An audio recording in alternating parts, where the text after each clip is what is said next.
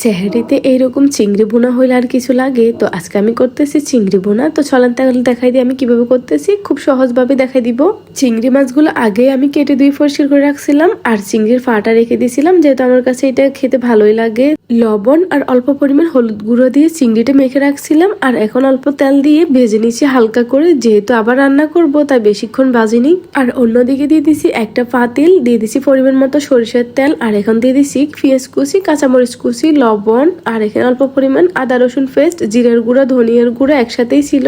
আর দিছি হলুদ গুঁড়া, মরিচ গুঁড়া। তো এখানে আমি লবণের পরিমাণটা কমাই দিছি, যেহেতু ভাজার টাইমে লবণ দেওয়া হয়েছে। তো মশলাটা কষানোর পর এখন দিয়ে দিছি চিংড়িগুলো ভালো করে নেড়ে ছেড়ে নিচ্ছি। এই চিংড়ি ভুনাটা আমাদের বাসায় সবাই খুবই পছন্দ করে আর আমার বাচ্চাদের তো ভীষণ পছন্দ, তাই আমার মাঝে মধ্যে বানানো হয়। এখন দিয়ে দিছি অল্প পরিমাণ পানি, এই পানিতে রান্না করব আর একটা ঢাকনা দিয়ে রেখে দিছি। আর এখন দিয়ে দিচ্ছি অল্প পরিমাণ গুঁড়া দুধ। এই গুঁড়া দুধের কারণে না এই রান্নাটা স্বাদ দ্বিগুণ বেড়ে যায়, আমার কাছে তো ভীষণ ভালো লাগে।